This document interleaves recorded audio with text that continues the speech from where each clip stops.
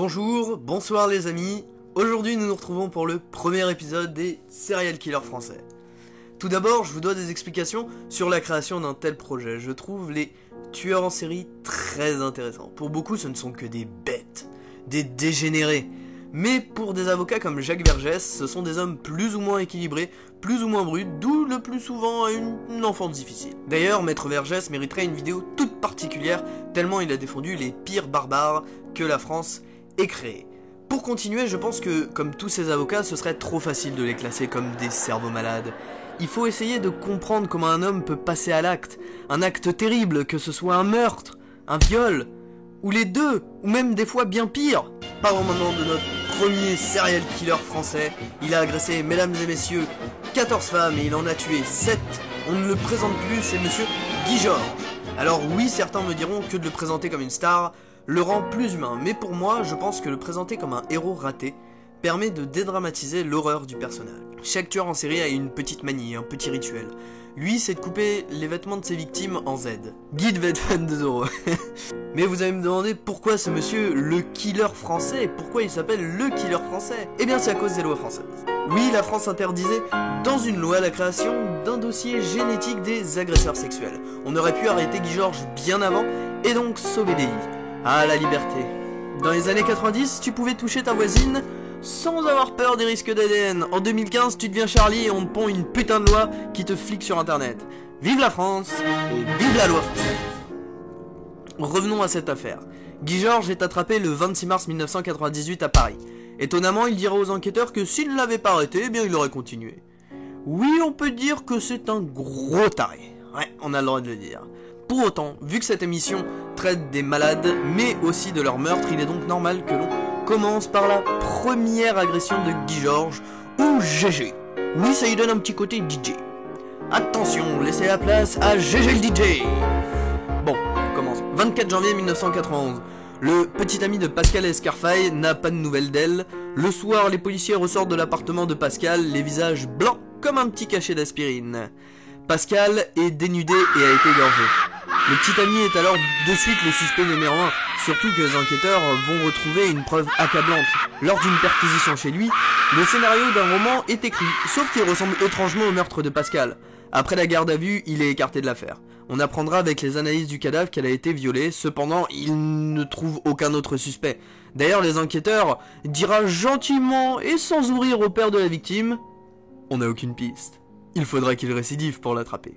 Oui, on sait faire de l'humour glauque chez la police. Le tueur ne se fait pas attendre. 3 ans après le premier meurtre, on retrouve le cadavre de Catherine Rocher, 27 ans, dans le garage de son immeuble. Plus précisément dans sa voiture, égorgée, plus ou moins nue. Oui, on n'a pas trop de détails, on sait apparemment juste qu'elle était en petite tenue, donc en gros soutien-gorge et sûrement culotte dans sa voiture morte. Par ailleurs, l'autopsie indiquera qu'elle a été violée, aucune trace d'un agresseur sur la scène de crime. Cependant, les deux premières affaires n'auront aucun point en commun pour la police. Des mois passent. Le 9 novembre 1994, une troisième victime, Elsa Benadi, 22 ans, retrouvée égorgée dans sa voiture garée dans le parking de son immeuble. Comme les deux autres, elle a été violée, torturée, avant d'être tuée. Le pantalon tranché en Z, le soutien-gorge coupé entre les deux bonnets, donne un petit indice à la police. Oui, effectivement, les vêtements des autres victimes étaient coupés de la même manière. Par ailleurs, les enquêteurs vont trouver une tache de sang dans sa voiture qui n'est pas celui d'Elsa. Cet ADN est révélé, mais l'on devra attendre qu'un suspect soit arrêté pour que son ADN soit comparé à celui de la tache de sang. Quand je vous disais que les lois françaises sont mal foutues, des mois passent et rien, on attend. On attend quoi? Le prochain crime enfin les amis. 9 décembre 1994, Agnès Nietzschkampf, décoratrice hollandaise de 33 ans, qui ce soir-là passe une soirée dans un café de Bastille. Guy Georges expliquera l'avoir vue. Elle devient alors sa proie, il la suit jusqu'à chez elle, pénètre chez elle, la viole, puis la tue. Une tache de sang est retrouvée, puis analysée, comparée à l'ADN de la tache de la victime précédente. Les ADN sont différents, on a donc affaire à deux tueurs. Les conclusions chez la police, ça va souvent pas très loin. L'ADN trouvé ce 9 décembre sera appelé SK1, diminutif de Serial Killer 1. Le 8 juillet 1995, Hélène Frinking est retrouvée égorgée à son domicile à l'est parisien. Cette victime ne fait qu'appuyer la thèse d'un tueur en série. D'abord, on retrouve le même mode opératoire.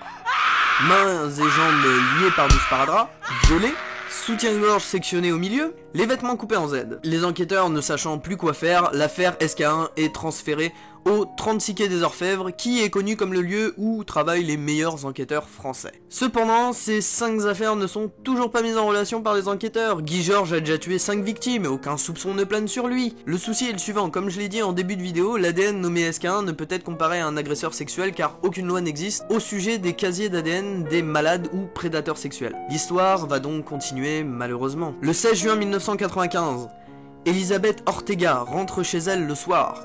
Mais Guy Georges la suit, la menace avec un couteau de rentrer chez elle. Il réitère les faits, mais au moment où il est prêt de la violer, il voit une petite lumière dans le duplex qui le gêne. Il se lève et va l'éteindre. Pour les croyants, on dira que Dieu lui a évité de mourir à Elisabeth. Pour les autres, on dira qu'elle a eu beaucoup de chance. Enfin bon, elle en profite pour sauter par la fenêtre et se précipiter dans un bar. C'est donc la 5e victime de Guy Georges, sauf que c'est la première à être vivante et à avoir vu le visage de son agresseur. Elle décrira à la police que c'est un homme indien, ni noir ni blanc, un teint indien. Et d'ailleurs, voici le portrait robot de son agresseur. Une trace est retrouvée dans l'appartement, un pied égyptien. Qu'est-ce que le pied égyptien? Le pied égyptien, c'est une inclinaison des doigts de pied, plus précisément le 2e doigt de pied après le pouce, est plus grand que ce dernier. Après, pourquoi égyptien? Pourquoi pas chinois? Ça, j'en sais rien, je vous avoue que je m'en fiche un peu. Bref, continuons. D'ailleurs, profitons-en pour faire le point sur cette enquête. Beaucoup d'indices s'accumulent, et d'ailleurs, en voilà un nouveau. Un soir, il trouve sa proie. Une jeune femme, Mélanie Bakou. Il la suit jusqu'à chez elle. Sauf que son petit ami arrive, poursuit Guy Georges après qu'il ait essayé d'attraper sa copine. Dans sa course, il perd son portefeuille, c'est gagné, il va en prison, youpi, c'est fini. Il a terminé son parcours morbide. Détrompez-vous, bien sûr, ce serait trop facile. Il est arrêté le lendemain et jugé à 30 mois de prison. Aucun rapport ne sera fait entre les 5 victimes et Mélanie. Après avoir été jugé, Guy Georges est libre. Quelques mois après, il récidive. Le 23 septembre 1997, Magali Sirotive, 19 ans, est retrouvée égorgée dans son appartement. Pour ce meurtre, aucune trace d'ADN. Mais cette scène de crime ressemble aux autres. La police en est sûre, c'est le même homme. Pour la première fois, les enquêteurs parlent d'un tueur en série. D'un serial killer. Cependant, un mois et demi après, une jeune femme est assassinée de près de Bastille. Estelle Magde, 25 ans, violée, la même découpe des vêtements. Le tueur de l'Est parisien a encore frappé. Et de plus, un ADN est retrouvé sur la scène de crime qui correspond à SK1.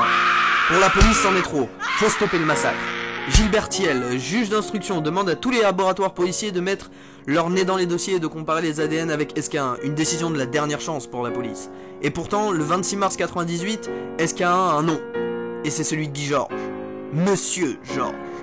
Et dans la journée, il a arrêté près du métro Blanche, dans le 9e arrondissement de Paris. Cependant, la police a eu de la chance car les médias se sont emparés de cette affaire et avaient dit que tueur de l'Est parisien, car il est aussi surnommé comme ça, avait été enfin identifié. Et c'était Guy Georges. Et à ce moment-là, la police a eu vraiment peur et ils ont eu beaucoup de chance que finalement, en faisant une ronde, ils sont tombés sur lui justement dans le 9e arrondissement et ont pu l'attraper. Voilà pour la petite anecdote. Faisons le point sur ces meurtres. 7 meurtres, 9 victimes dont 7 violées. À vrai dire, les meurtres dans cette vidéo m'importent peu, je cherche pas à faire une glorification de cet homme. J'essaye de comprendre pourquoi un tel massacre, pourquoi a-t-il eu une folie meurtrière qui a même après 30 mois de prison ne l'avait pas changé d'avis, ne pas changé de décision, c'est-à-dire de tuer des gens, de tuer plus particulièrement des jeunes femmes. Guy Georges est donc arrêté comme je l'ai dit précédemment, et là ça devient intéressant. J'ai essayé de faire comme les enquêteurs, un questionnement, connaître davantage sur cet homme. Et d'après mes sources, voilà ce que je peux vous décrire de Guy Georges. Revenons à son début. Son enfance. D'ailleurs, vous allez voir qu'elle n'est pas si joyeuse que ça. Guy Georges, ou plutôt Guy Rampillon, est fils d'un soldat noir et d'une femme blanche française. Il n'a jamais connu son père et est rapidement délaissé par sa mère. Ses grands-parents ne voudront pas de cet enfant pour sa couleur de peau, saloperie de grand-père. Il est donc abandonné, la DAS le récupère et le place dans une famille d'accueil de 13 enfants. Il montre assez rapidement un petit caractère de con, hein, faut le dire. Il est solitaire et surtout violent. C'est ce qui pousse sa mère adoptive à l'expulser de chez elle, juste après qu'il ait essayé d'étrangler 2 de ses sœurs. Oui, il se faisait déjà la main, on peut dire ça comme ça. Il est donc envoyé dans un établissement pour les jeunes en difficulté, mais rien n'y fait, il est toujours violent, il agresse différentes femmes sans commettre de viol, il fait son premier passage en prison. À sa sortie, il décide de s'installer sur Paris. Et là commence son horrible histoire comme je vous l'ai raconté précédemment. À présent que l'on a fixé le portrait de Guy Georges, je me suis posé différentes questions et j'en suis arrivé à ce raisonnement-ci. Je pense que c'est un homme qui, dès son enfance, a ressenti un énorme abandon. dès qu'il a eu une deuxième chance, qui lui a été offerte par une adoption, il s'est sûrement senti de trop, entouré de 13 enfants adoptés. Je pense que Guy Georges n'avait pas besoin de ça.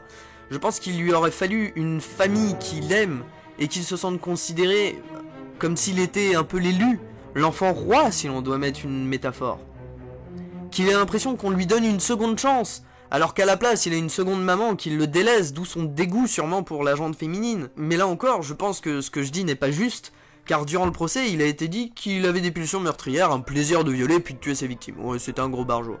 Pour conclure, je pense que Guy Georges avait plusieurs visages et l'un de ces visages était morbide. Car Guy Georges a été plusieurs fois auditionné durant ses meurtres et les enquêteurs disaient que c'était un homme sûr de lui, déstabilisant. En bref, je pense que Guy Georges aurait pu devenir une personne ordinaire si son enfance n'avait pas déjà scellé un avenir foutu. Pour info, histoire de vous mettre les chocottes jusqu'à la fin, déjà que je sens que votre sang n'est plus très chaud, il doit être libéré normalement en 2020, à l'âge de 58 ans. Donc en gros, dans 5 ans, à tout casser. Mais sous risque de récidive, oui, même sous risque, c'est pas grave. La police songe donc à le faire sortir à 70 ans car il serait moins tenté. Ouais. Cette affaire a permis à beaucoup de personnes de se faire connaître. Ouais.